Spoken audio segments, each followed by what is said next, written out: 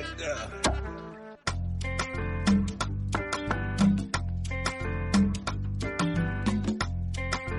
Kelpie Vibes.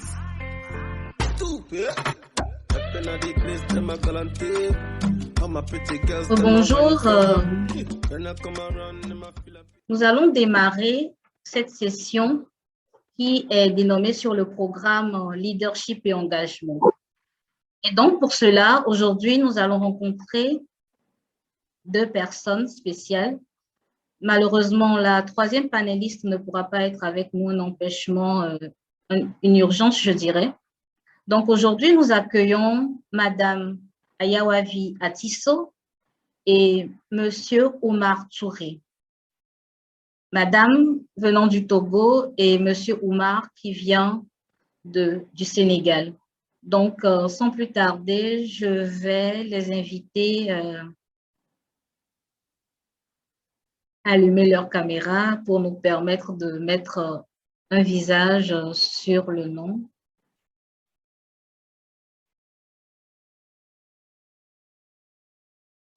Ma caméra est allumée. Je pense être visible. Hein? Oui. Okay. Monsieur Oumar. Alors, moi, j'ai une difficulté avec ma caméra, malheureusement. Je ne sais pas pourquoi. Je vais essayer de l'activer. D'accord. Donc, disons qu'en attendant que cela puisse s'activer, on va commencer en même temps pour être dans le temps. Et leadership et engagement, qu'est-ce que cela veut dire? Nous avons d'abord choisi ce thème un peu parce que le fait de vouloir participer à ce forum, c'est parce qu'on s'inquiète un peu par rapport à notre bien-être. C'est parce qu'on s'inquiète par rapport à l'impact de nos actions sur notre environnement et c'est aussi parce que nous voulons contribuer à notre commune, nous voulons faire quelque chose. Et pour pouvoir bien faire les choses, il faut quand même un certain sens de leadership et beaucoup d'engagement pour pouvoir continuer, quels que soient les challenges qui se trouvent en face de nous. Donc, pour ce panel, nous avons d'illustres personnes qui, à travers ces échanges, vont assez nous informer, nous inspirer. Donc, je compte sur vous pour vous concentrer et d'être vraiment à l'écoute. Donc, nous allons commencer comme ceci.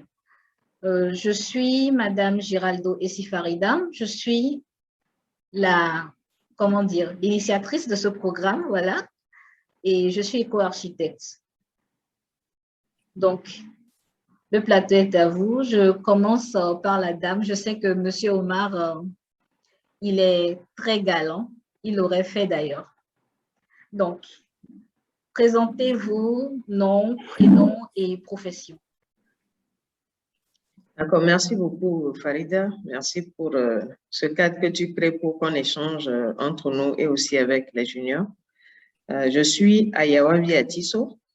Je suis ingénieur civil de formation et de profession.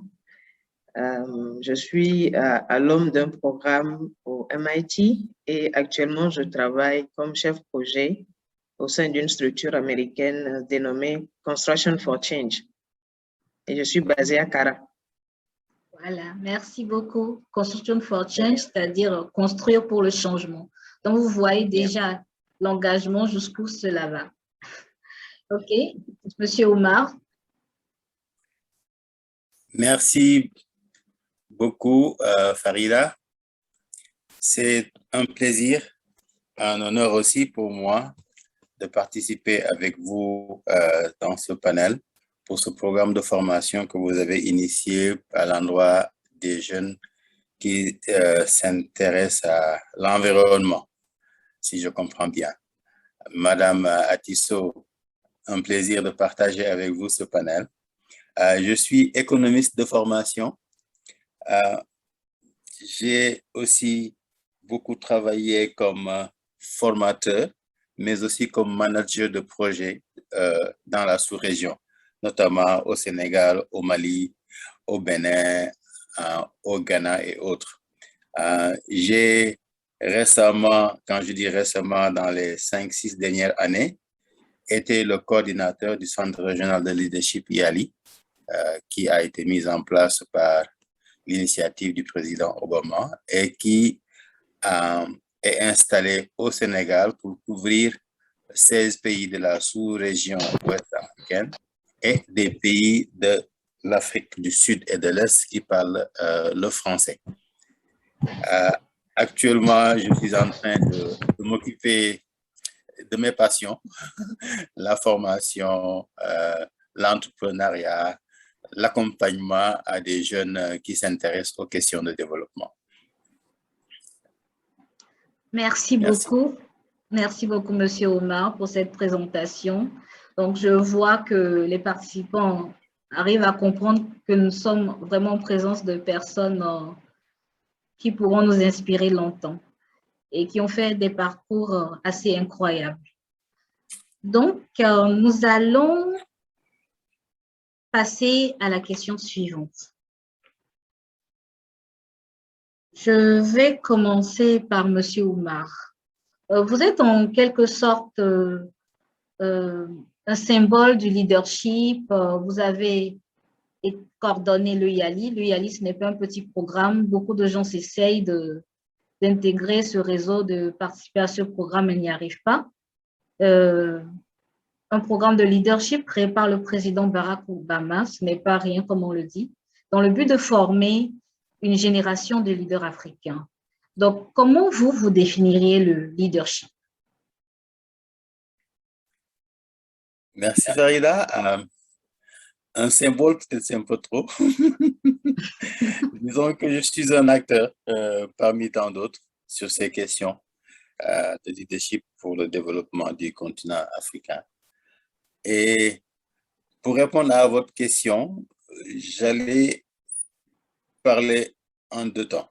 D'abord, essayer de parler de façon plus concrète sur les traits d'un leader et ensuite définir, selon moi, après toute cette expérience, toute cette analyse théorique, la littérature que nous avons eue, que nous utilisons pour nos programmes de formation, ma conception actuelle de ce que c'est que le leadership. Alors, je voudrais donc dire qu'un leader, on le définit souvent par le fait que c'est un visionnaire. C'est quelqu'un qui a une vision, donc une, disons, longue ambition et une mission par rapport aux changements qui doivent intervenir dans sa communauté. Sa communauté peut être large, ça peut être son quartier, ça peut être même le pays, ou on peut même rêver plus loin, le continent. Un leader, c'est quelqu'un qui sait prendre des décisions. Il est actif, il est rapide dans sa prise de décision parce que être leader et ne pas décider ne permet pas d'aller à l'action. Un leader, c'est quelqu'un, comme on dit, qui a une certaine autorité naturelle sur les gens. Quand on dit autorité naturelle, ça veut dire qu'il ne s'impose pas, il n'impose pas son autorité parce qu'il est le chef hiérarchique ou bien parce que c'est lui qui a les moyens financiers ou bien parce que c'est lui qui a l'autorité parentale. Non, il dégage une autorité naturelle parce que les gens tout simplement développent une certaine confiance envers lui. Un leader, c'est quelqu'un aussi qui est intègre. Il fait preuve d'intégrité et ça renforce le caractère confiance dont je viens de parler. Un leader, c'est aussi quelqu'un qui a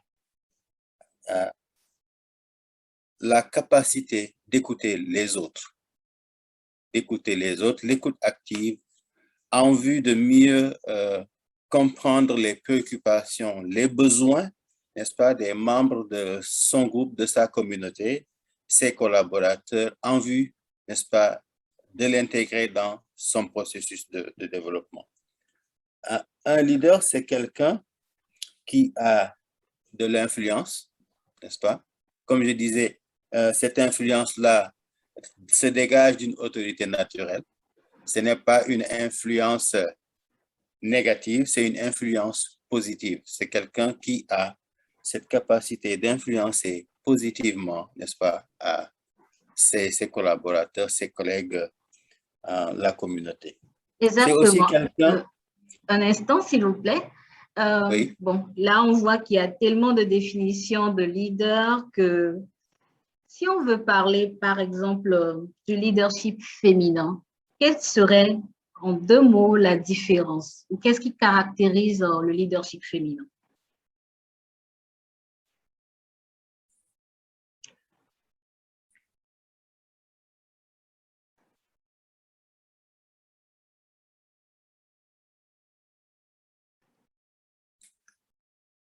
Je pense que cette question même devrait être beaucoup plus posée vers une leader féminine, comme Madame Ayawavi.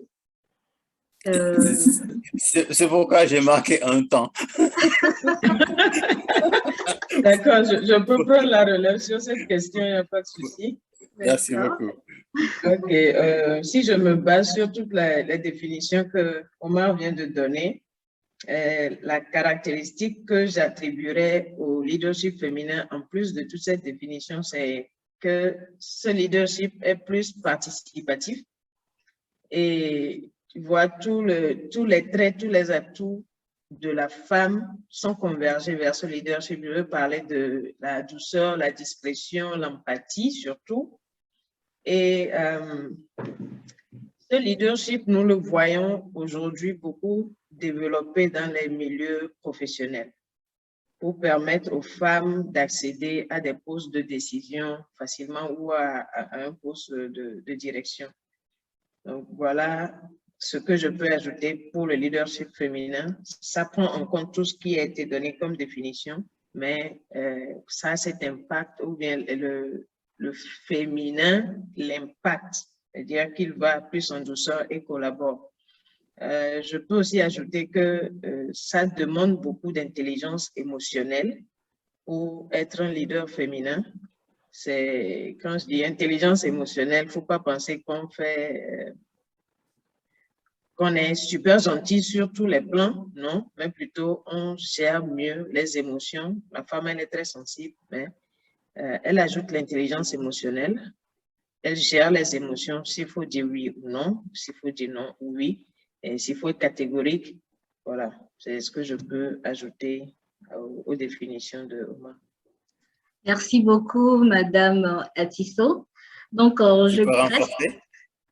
Non, vous avez perdu votre place. Pour le leadership féminin. C'est pas parce que je suis un homme que je n'en parle pas. Alors, juste ajouter 2 mots. Le leadership féminin nous donne la capacité d'être plus inclusif par le fait que, n'est-ce pas, la femme a une certaine sensibilité très développée pour toutes les couches de population. Ça, c'est un. Et deuxièmement, et ça induit donc la question aussi de l'équité. C'est ce que je voulais ajouter. Ah, voilà, un bel Merci, ajout. Omar. Merci. Donc, j'entame la 2e question. Madame, vous faites aussi partie de ces femmes les plus inspirantes au Togo. Vous venez même de le démontrer. Et je m'adresse à vous beaucoup plus sur le côté technique maintenant. On va commencer par rentrer dans les choses.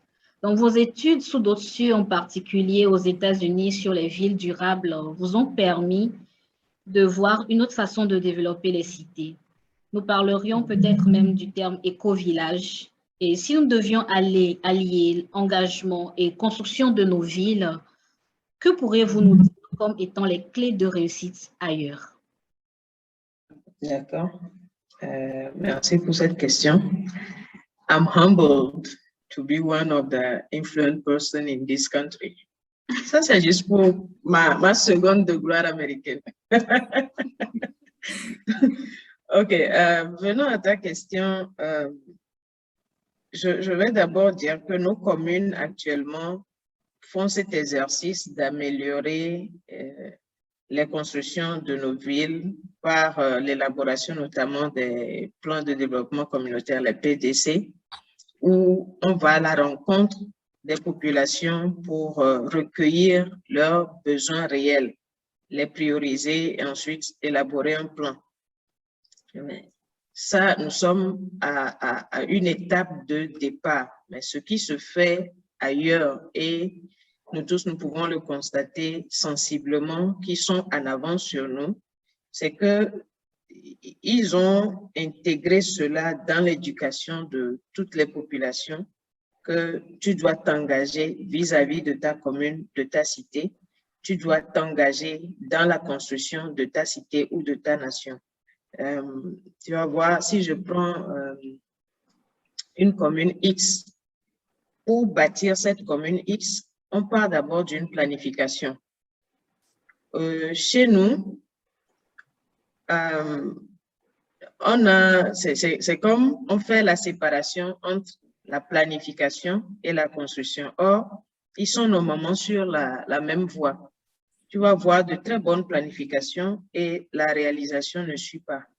Alors que de l'autre côté, ou sous d'autres cieux, on parle de planification et ensuite l'exécution suit.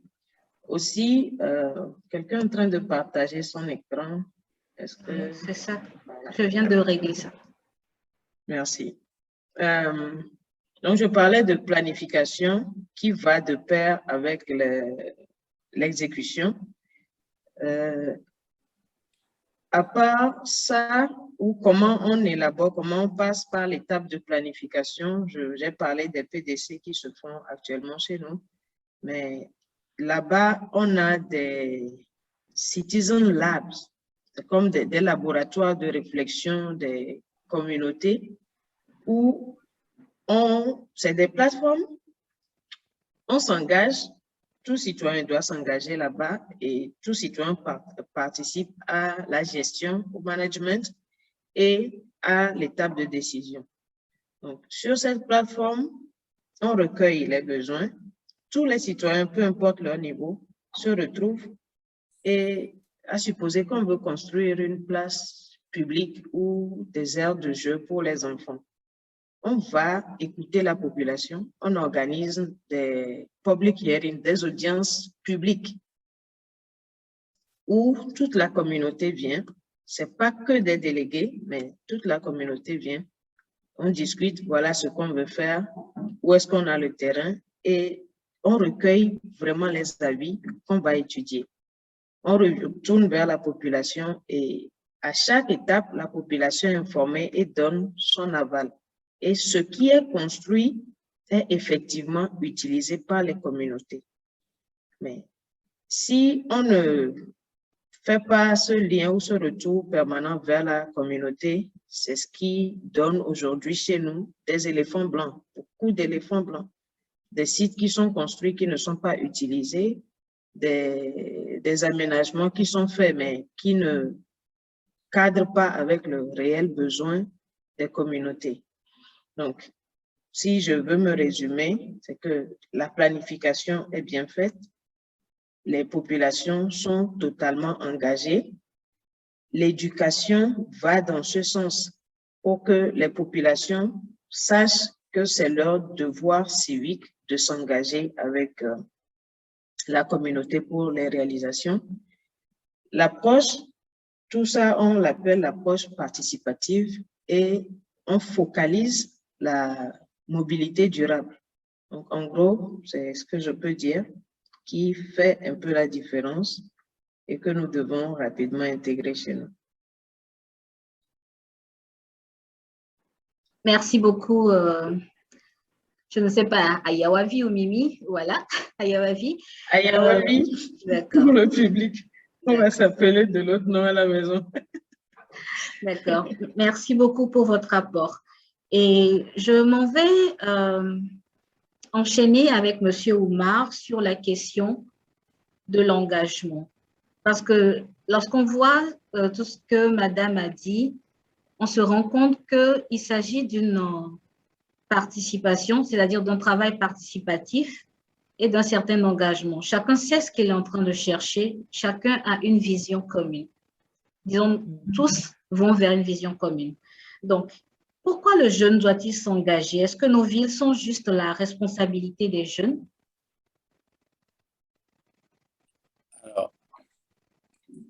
comme vous l'avez si bien dit, c'est toute la communauté qui est engagée et qui a la responsabilité. Mais pourquoi particulièrement cibler les jeunes? Je pense qu'un adage dit si jeunesse savait et vieillesse pouvait. Si je me réfère à cela, aujourd'hui, effectivement, nous avons des jeunes qui peuvent, mais nous voulons avoir des jeunes qui savent et qui s'investissent pour injecter dans le développement de la communauté leur savoir et leur pouvoir. J'attire notre attention sur le fait que le monde d'aujourd'hui est conçu par les jeunes d'hier. Voilà. Alors, c'est pourquoi les jeunes d'aujourd'hui doivent construire le monde de demain. Et on dit demain, ça se construit aujourd'hui.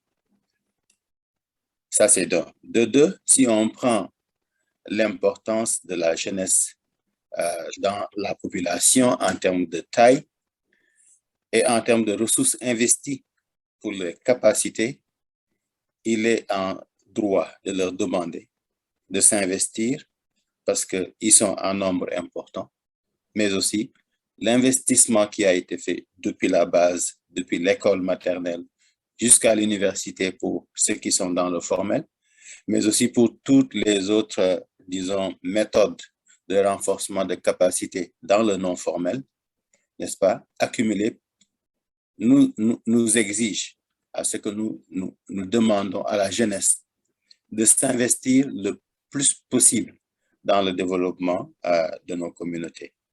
Et ceci aussi pour la pérennité. Autant si nous voyons nos villes grandir, si nous voyons nos projets d'habitation, si nous voyons la téléphonie, si nous voyons les banques de l'habitat marché, c'est parce que les jeunes s'installent, construisent, consomment, n'est-ce pas, pour que le monde se fait. Alors, donc, c'est une couche très, très importante de la population qui a une responsabilité pour aujourd'hui et pour demain.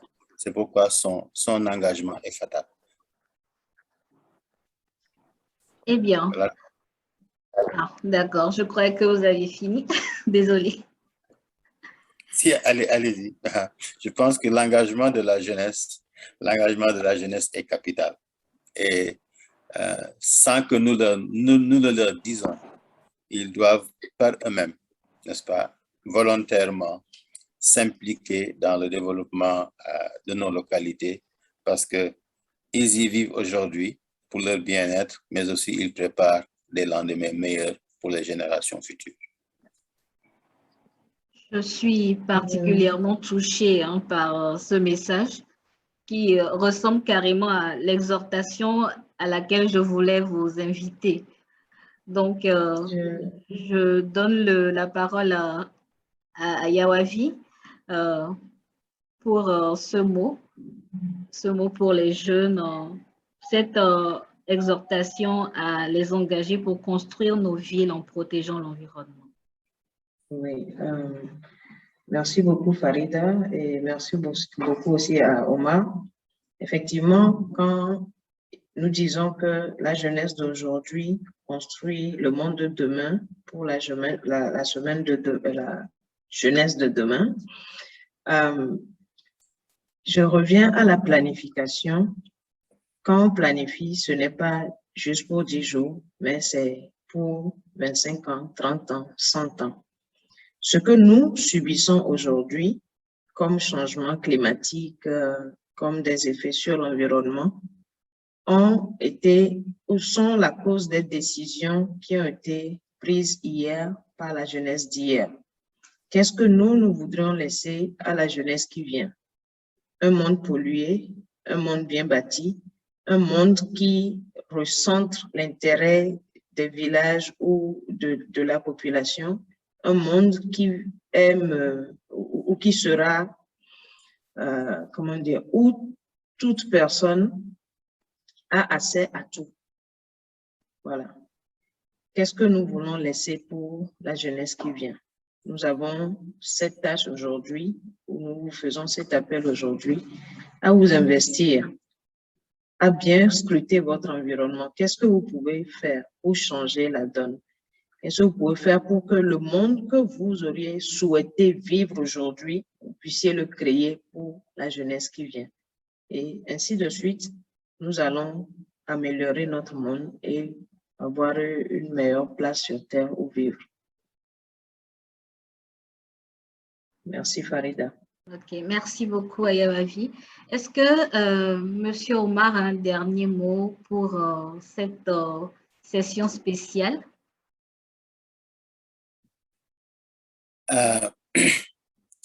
Encore mes félicitations, mes encouragements pour toutes les initiatives que vous êtes en train de prendre pour renforcer les capacités de la jeunesse dans ton secteur d'intervention.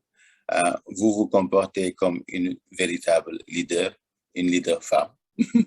Et nous voulons aussi inviter les participants à ce prestigieux programme d'avoir en tout cas la meilleure attention possible avec l'intention d'une application immédiate des acquis pour que nous puissions évaluer, pour que nous puissions améliorer, pour que nous puissions vivre, n'est-ce pas, cette réalité sur le terrain.